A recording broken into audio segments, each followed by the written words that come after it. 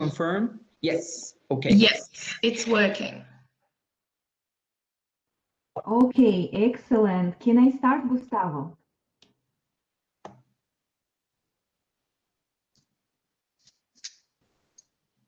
I think we can get started. Thank you very much for everyone, and we'll start now.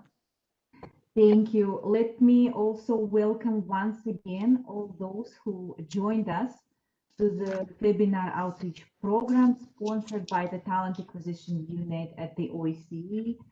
And just to let you know that every month we create a brand new presentation focused on the topics of interest to potential candidates like you. Whenever you have applied for the positions at the OSCE in the past, or just found about the OSCE and the program via social media, our talent acquisition newsletter, or via professional association, you may find useful tips and best practices shared by the OSCE staff and our special guest today. Before we move into our presentation, we would like to introduce ourselves, and we will start with Florence. Florence, I'll give you the floor. Please introduce yourself and tell us what do you do at the OSCE, what is your country of nationality, and what do you like about working here? Thank you, Sakina, and good morning, everyone. My name is Florence Leclésio. I'm a French national. Now I work on the youth and security portfolio for 6 months, but normally I work at the media and communication relations section. On the one hand, I work on the youth and security agenda. We are now establishing an online academy for young people.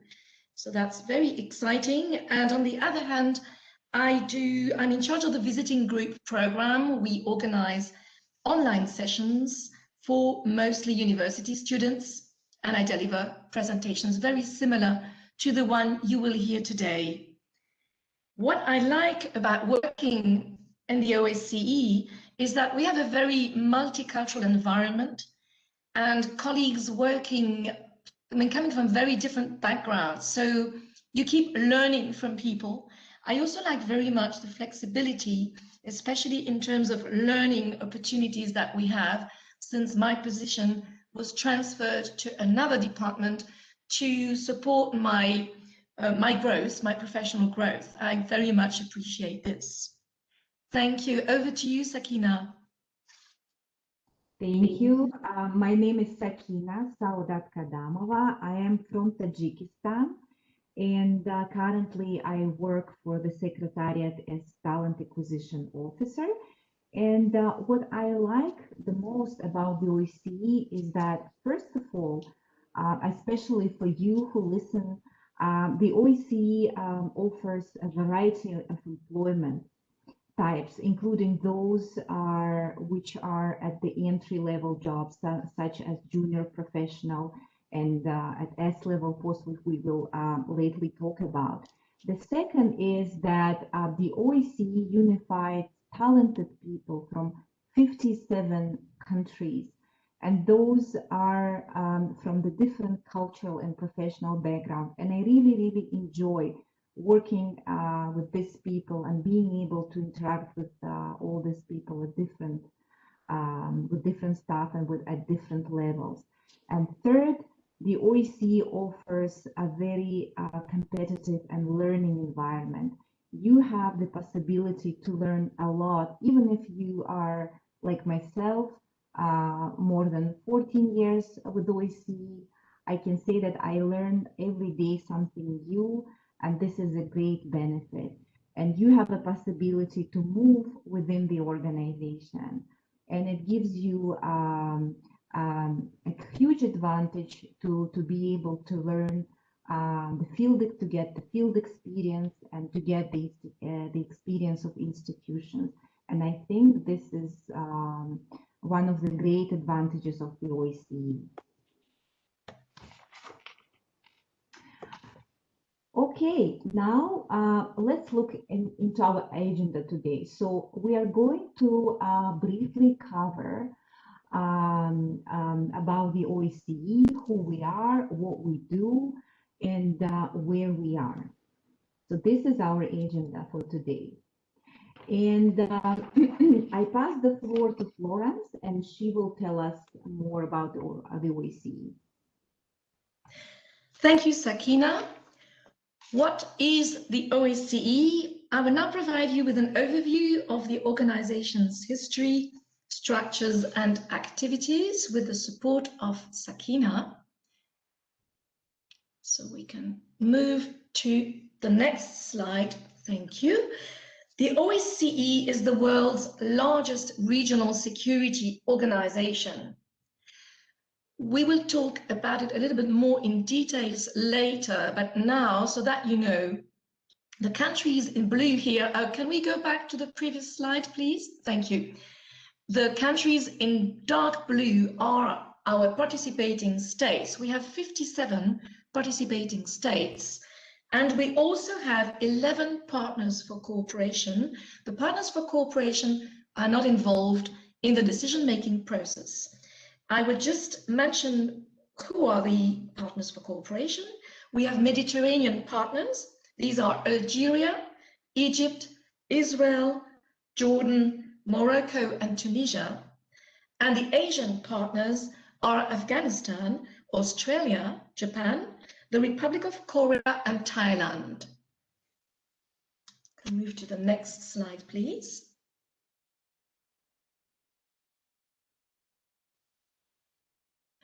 What we do, we build stability, peace, and democracy for more than 1 billion people.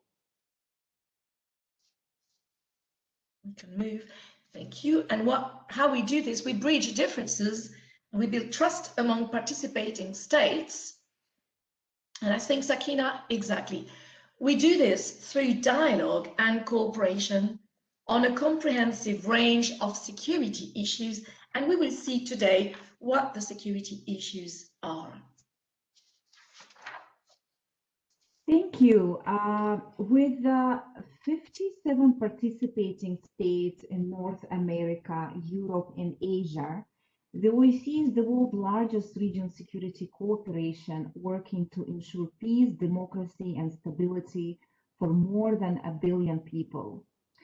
If you recognize your flag here and this slide, it is because your country of nationality is the OSCE participating state.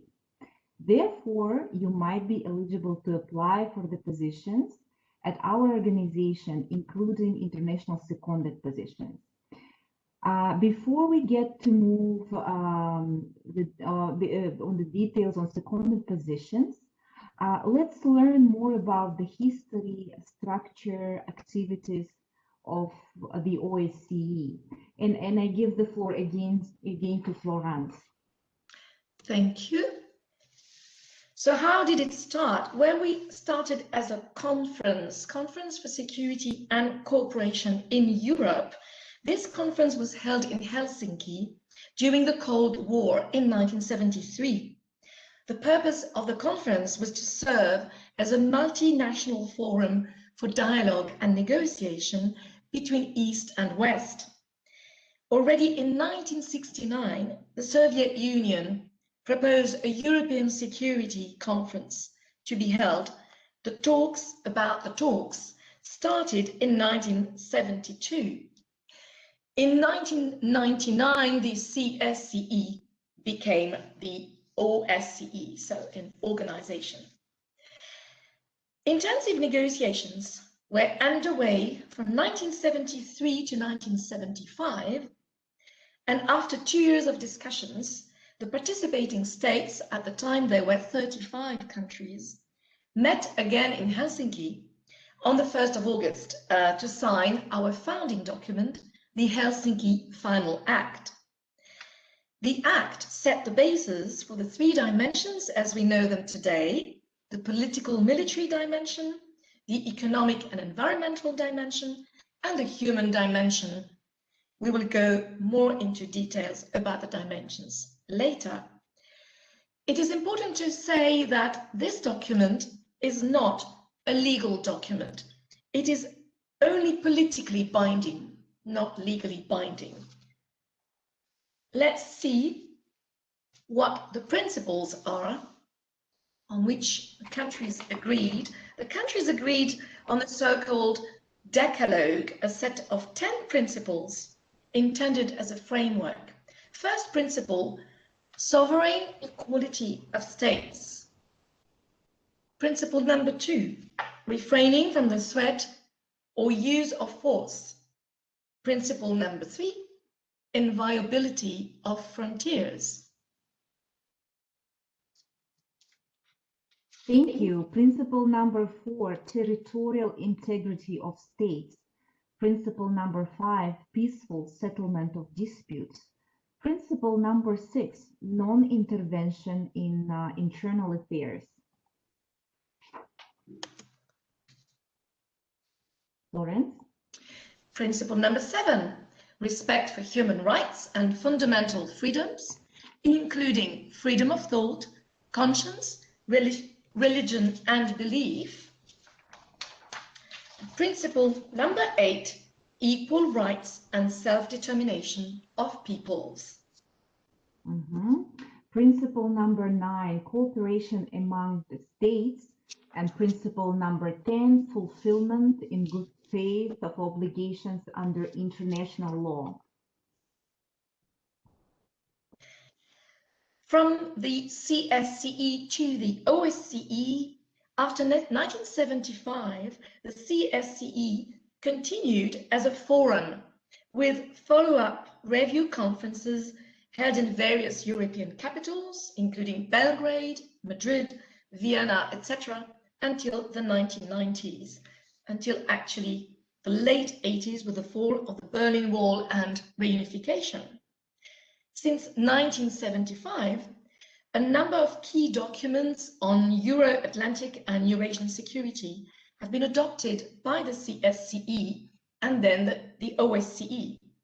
These documents enshrine commitments that all OSCE participating states have signed to implement in order to strengthen security across the OSCE region. Besides the Helsinki Final Act, I would like to mention 3 other critical documents that were created to guide the OSCE's work. The first one is the Charter of Paris for a New Europe, signed in 1990. 1 year after the fall of the Berlin Wall, this document looked to redefine the role of the OSCE in responding to the challenging political and security landscapes in Europe. It established the first permanent structures of the OSCE, CSCE at the time, a secretariat, the Conflict Prevention Center, the Office for Free Elections, and the deployment of the first field activities in former Yugoslavia. The institutionalization of the organization was soon accelerated when the breakup of the former Yugoslavia and the ensuing conflicts made it clear that the CSCE would need operational structures and instruments to respond effectively to the new challenges. Next document, the Istanbul Charter for European Security, signed in 1999. This document strengthened the organization's ability to prevent conflict, to settle them peacefully, and to rehabilitate societies ravaged by war and conflict. In 2010, during our last summit, the participating states signed the Astana Commemorative Declaration towards a security community, in which they reaffirmed their commitments and adherence to OSCE principles. Here I have to mention 9/11, which of course had an impact on the OSCE. As a result, the OSCE established the Transnational Threats Department to intensify its efforts to promote more operational cooperation and coordination on issues related to transnational threats with partners for cooperation, with other international and regional organizations, and tasks the OSCE Secretary General to act as a focal point organization-wide for programming activities that relate to countering transnational threats. Last but not least, in 2014, with the deployment of the Special Monitoring Mission in Ukraine, levels of trust dropped considerably at the OSCE. As a consequence, the organization had to revisit its values and principles. Despite growing divisions and tensions in recent years, the OSCE has retained its place as a key regional platform for inclusive dialogue and joint action. And indeed, the dialogue is central to the work of the OSCE. What you can see on this slide is our Neue Saal in Vienna. Obviously, meetings, even during the lockdown, are still taking place in this room, but people can only attend it online. The meetings that take place every week here are the Permanent Council on Thursdays. On Thursday, they debate political issues, and on Wednesdays, it is the Forum for Security Cooperation, in which they debate military issues. These meetings take place every single week at the OSCE. Delegations raise security issues relating to their own state or to other participating states. They discuss how to raise these issues and challenges, including through the use of OSCE instruments, and they may look towards building consensus on a decision on how to move forward.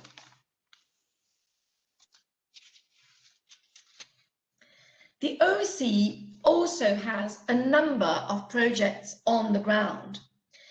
And here we have a network of field operations that conduct practical activities to address issues that have an impact on security. The field operations support the countries in developing the capacities to fulfill their OSCE commitments through projects that respond to their needs. Approximately 85% of OSCE staff work in field operations. And now I will give the floor to Sakina. Thank you. Thank you. Okay, so where we are present today, and you see on the slide that, and as already have been mentioned, we have 16 field operations located in Southeastern Europe, Eastern Europe, and Central Asia.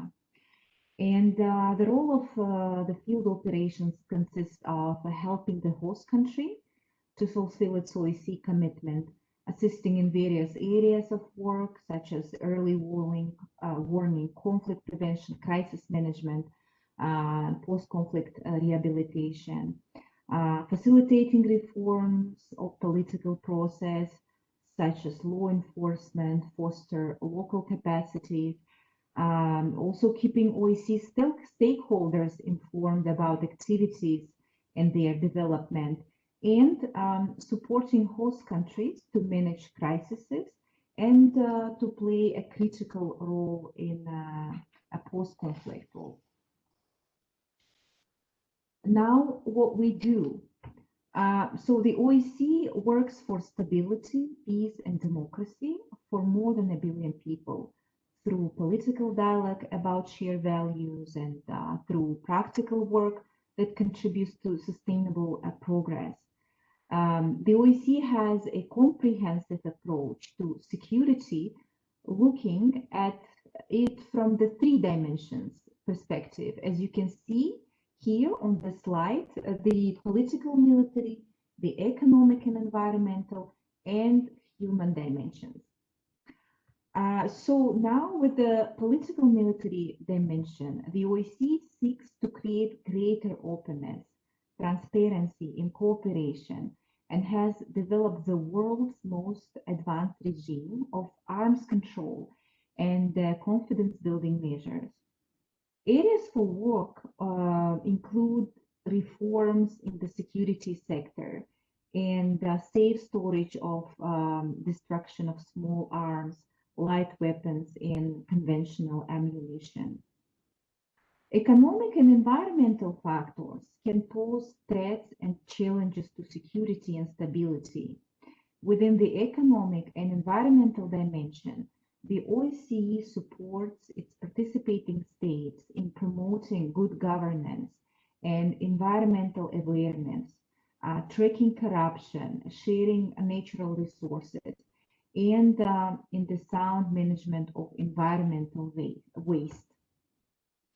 All OSCE participating states agree that lasting security cannot be achieved without respect for human rights and functional democratic institutions.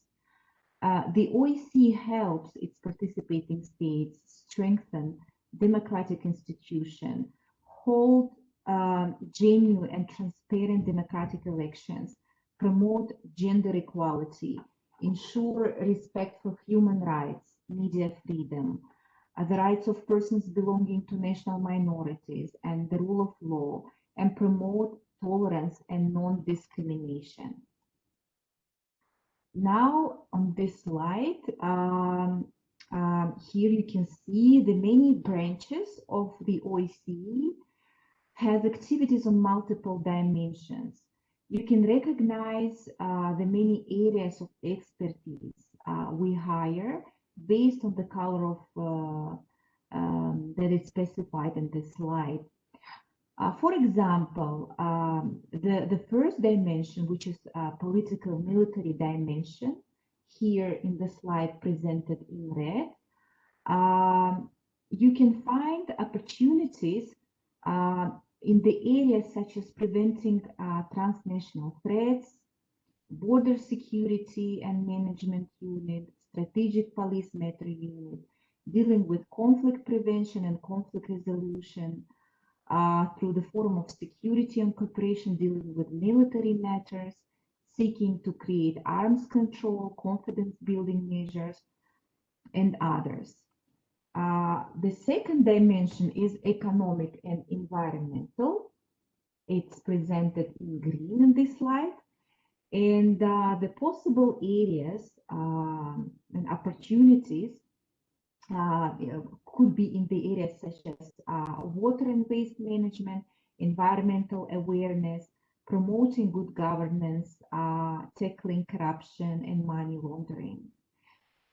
And the third dimension is human dimension, and you can see it in blue in this slide. And the possible, let's say, the opportunities that you can find could be from the areas of combating human trafficking and democratization, election observation, human rights, media freedom, rights of national minorities, rule of law, and promotion of tolerance. And also you can see that we have cross-dimensional in gray, such as gender equality.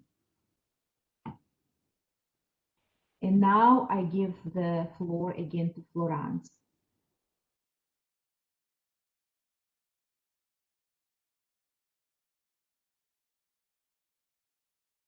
Florence, can you hear me? Now I'm unmuted. Thank you, Sakina. Mm-hmm. We are now going to see how we are structured. We have a secretariat, which is our headquarters here in Vienna, and we have a number of institutions that we will see later in this presentation, as well as field operations. The OSCE Secretariat, under the guidance of the Secretary General, provides operational support to the organization. Overall, the Secretariat also assists the OSCE chairmanship, or I should say chairpersonship, which rotates on an annual basis. We have Sweden holding the chair this year. Last year it was Albania. The Secretariat further supports OSCE field activities, maintains contacts with international and non-governmental organizations, provides conference language, administrative, financial, personnel, communication, and information technology services. As Sakina said, we presently have 16 field operations throughout the OSCE region. Field operations are only established with the agreement of the host country. In addition to their headquarters, some field operations also have field offices, regional centers, and/or training centers in the host countries. The organization also has a number of institutions and structures that help implement its mandate. We will focus on those that offer seconded positions. The first one is the Office for Democratic Institutions and Human Rights, based in Warsaw. This institution provides support, assistance, and expertise to participating states and civil society to promote democracy, rule of law, human rights, and tolerance and non-discrimination. The ODIHR observes elections, reviews legislation, and advises governments on how to develop and sustain democratic institutions. The office conducts training programs for government and law enforcement officials and non-governmental organizations on how to uphold, promote, and monitor human rights. The second institution I will mention now is the High Commissioner on National Minorities. This institution gets involved in a situation if, in their judgment, tensions involving national minorities arise, which could develop into a conflict. Much of the day-to-day work is in identifying and addressing causes of ethnic tensions and conflicts. The High Commissioner addresses the short-term triggers of inter-ethnic tension or conflict and long-term structural concerns. If a participating state is not meeting its political commitments or international norms, the High Commissioner will assist by providing analysis and recommendations. Based on experience, the HCNM publishes thematic recommendations and guidelines that give advice on common challenges and best practices. The High Commissioner also provides structural support through small collaborative projects that aim to achieve sustainability through increasing local ownership. The third institution to mention is the Representative on Freedom of the Media. The representative's activities can be divided into two groups: observing media developments as part of an early warning function, and helping participating states abide by their commitments to freedom of expression and free media. This includes efforts to ensure the safety of journalists, assist with the development of media pluralism, promote decriminalization of defamation, combat hate speech while preserving freedom of expression, provide expert opinions on media regulation and legislation, promote internet freedom, and assist with the process of switching from analog to digital broadcasting. The representative also holds annual regional media conferences, bringing together journalists, representatives of civil society and government, as well as academics, to discuss current media freedom issues.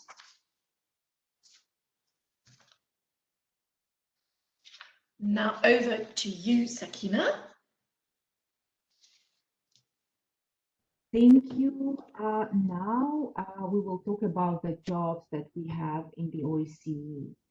And we've already mentioned, both me and Florence, that we in OSCE we have a comprehensive approach to security in 3 dimensions, and those dimensions are political, military, environmental, and human dimensions. So The positions in the political military dimensions could be policy support officer, monitoring officer, as you see in the screen, and the positions in economic and environmental dimension could be economic and environmental officer, anti-corruption officer, program officer, energy security officer, and the positions in human dimension could be human rights officer, democratization officer, advisor on anti-trafficking issues, media monitoring, and others. And we also offer positions in policy and administrative roles such as legal officer, auditor, investigator, finance officer, policy and planning coordination officer. Now, speaking about the types of employment in the OSCE, as you can see in the screen, we have quite a variety number of employment.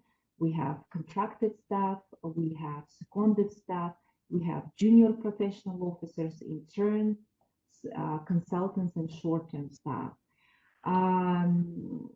We will go briefly through the types of employment in OSCE. But at this webinar, I'll only focus on the secondment in the OSCE. Now, quickly, just to give you a quick overview, contracted staff are recruited via direct applications. So contracted staff at the OSCE are similar to those in the United Nations system. As for consultants and short-term staff, they're also recruited by direct application and are placed in our consultancy roster or the roster of short-term staff. Interns are also applied through direct application process against a specific vacancy notice. Junior professional officers are part of the secondment system, and the applications go through your participating state. We will allocate a separate webinar on that. And for seconded staff, applicants are nominated via the respective authorities and by their participating states. And this is very important to point out. Oh, I think I missed one slide. Oh, no. Okay, now about the seconded positions. The three most important things to know about secondment in the OSCE is the following. The application process is done by national authorities. We do not accept direct applications. A second is that we have seconded positions in institutions as well as field operations. And it's important to know that more than 90% of international staff in the field operations are seconded. What are the necessary qualifications and professional level for secondment in the OSCE? According to our secondment matrix, we have 12 fields of expertise and 4 levels of professional competencies. From S1 to S4 plus heads and deputy heads of missions. Okay, now where we are located. We've already mentioned a couple of times that we have 16 field operations and 95% of international staff in the field operations are seconded. The areas where we have field operations. So we have field operations in presence in Albania, a mission to Bosnia and Herzegovina, a mission in Kosovo, mission to Montenegro, mission to Serbia, and mission to Skopje. This all in Eastern Europe. In Eastern Europe, we have mission to Moldova, project coordinator in Ukraine, special monitoring mission to Ukraine, observer mission at the Russian checkpoints Bukovo and Donetsk, And we also have field operation in Central Asia, such as center in Ashgabat, program office in Astana, a program office in Bishkek, program office in Dushanbe, and program coordinator in Uzbekistan. And we also have personal representative of the chairperson in office on the conflict dealt by the OSCE Minsk conference located in Caucasus. Okay, and now I think I should give the floor to Florence. Thank you, Sakina. To recap, we're going to see now what makes the OSCE unique. There are a number of features that make us different and unique. First of all, we saw the geographic coverage. We are the largest regional security organization in the world. Number two, our comprehensive approach to security through the three dimensions we mentioned before: the political military, the economic, and the environmental dimension, and third dimension, the human dimension. This approach was very innovative in the 1970s. Today, it is still recognized that each dimension is equal to each other and they're all mutually reinforcing. Third feature, our cooperative approach. The states participate in the OSCE on an equal footing. Each state has the same say in the decision-making process. One state, one vote. Number four, decision-making process. All of the OSCE's decisions are taken by consensus. There is actually no consensus -1 at the OSCE. And I will mention a few more features that make us unique: our inclusiveness, the political character of our commitments and not legally binding, our flexibility through the dialogue, our network of institutions, the 16 field operations that were mentioned, and some special representatives from the chairperson in office. We can move to the next slide. Thank you. And up to you now, up to you, Sakina. Yes, just to make sure that you see the next slide. And this slide, you see the OSCE Secretary General Helga Maria Schmidt.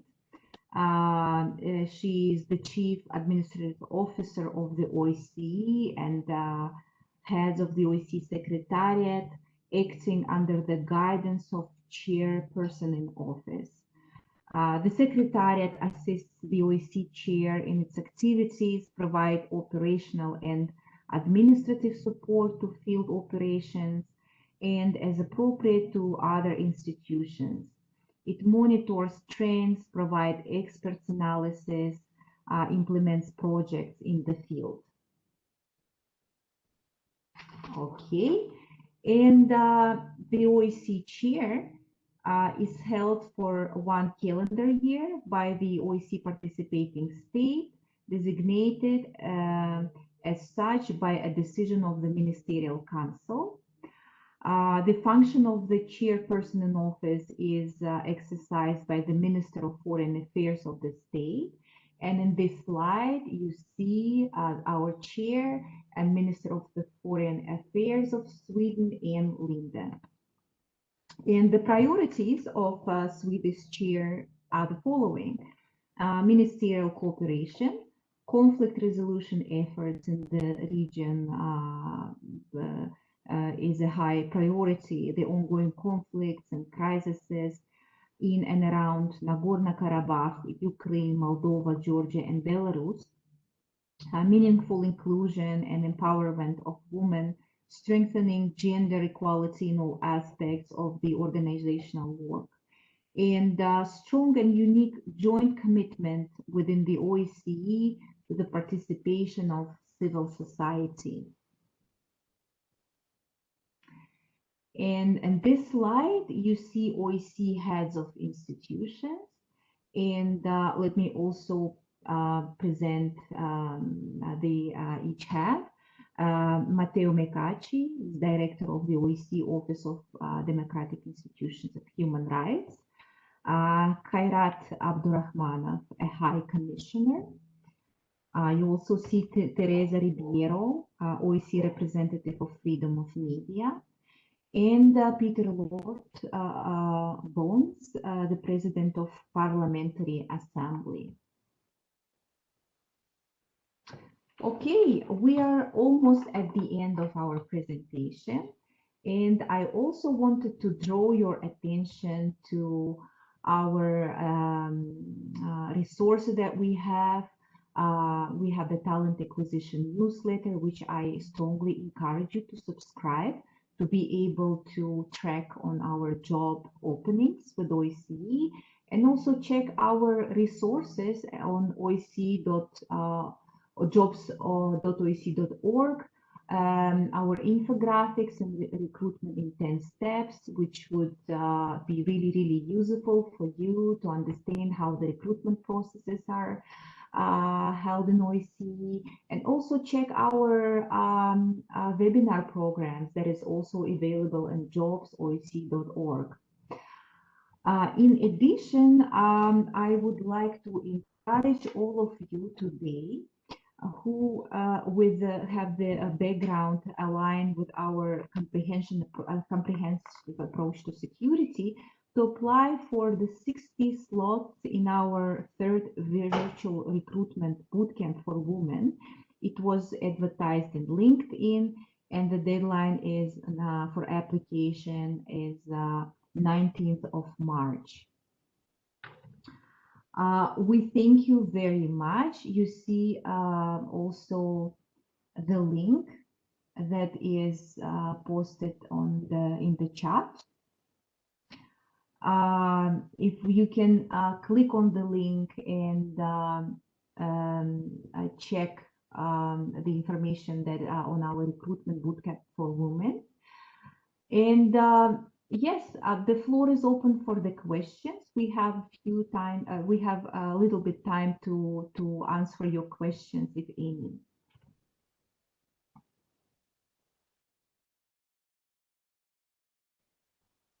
Yes, you can also enter your questions in the chat box.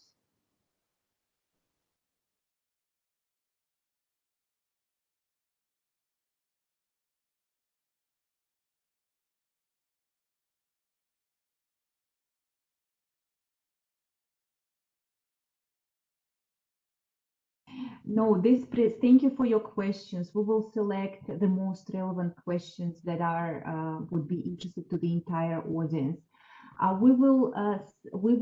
This presentation is recorded, and we will save this presentation on our website, and as all the other presentations that we have, and you will be able to watch it.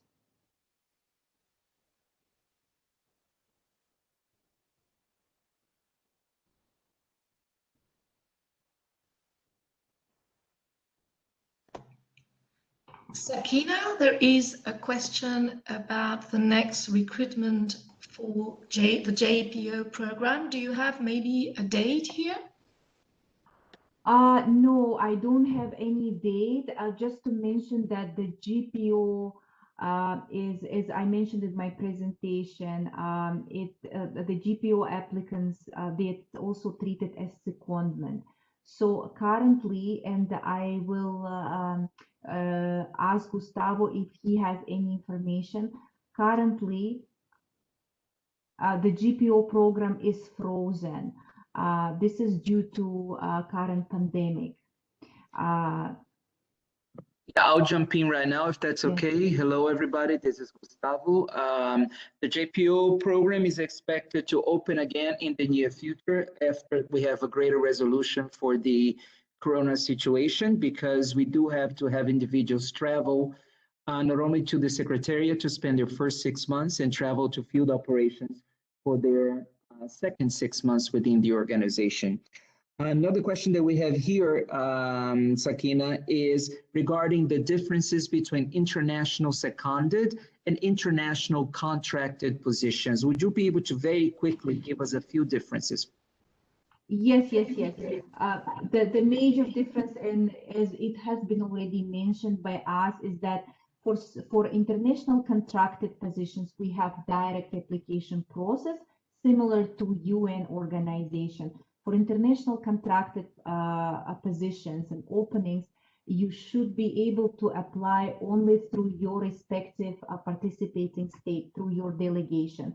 So basically, we don't have a direct application process for seconded position. You apply through your delegation, through your respective delegation.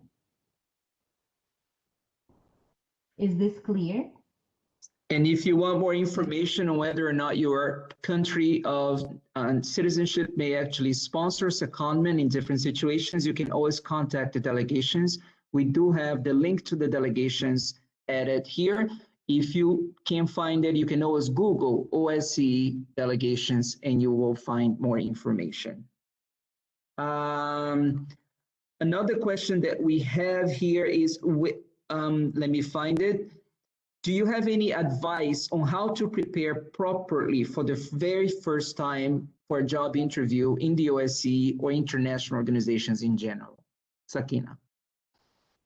Yes. We have a lot of useful information, including the webinars that you can check on OSCE.org/webinars, where we explain in detail the OSCE recruitment in 10 steps, and we also have webinars on our competency-based recruitment model, interview model. And I also see another question: does it make a difference in salary for contracted condition, whether the position is seconded or not?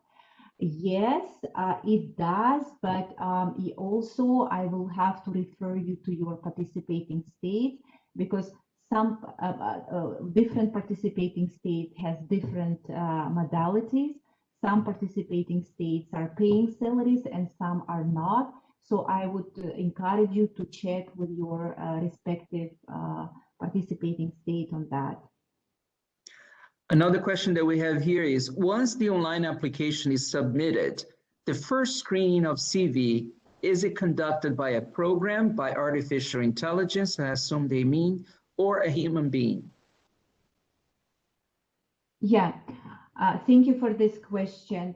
Well, first of all, we don't accept CVs. I guess you mean you had in mind OSCE application form. The first screening is done, let's say the long list is done by the human resources team. And then the short list is done by a respective hiring department. Exactly. So we do not use at this point any program. A recruiter is supposed to take a look at all individuals who meet the minimum criteria. But just because one meets the minimum criteria does not mean that he or she should move forward, because we receive an excess of applications of individuals who may be qualified.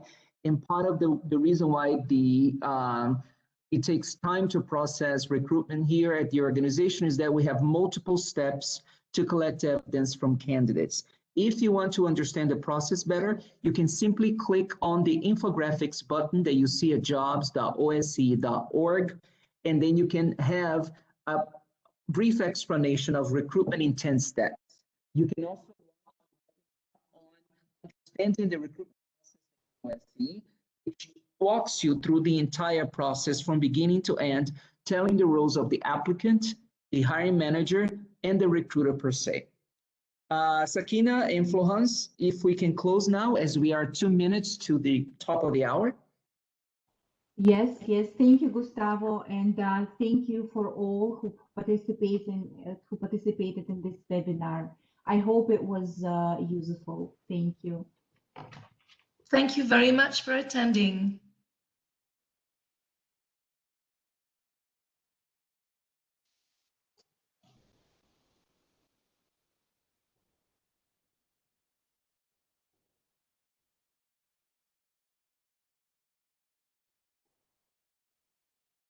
Florence, we can now stop the recording. Okay. Thank you very much for your help today, and now we'll have a catch-up call with you guys.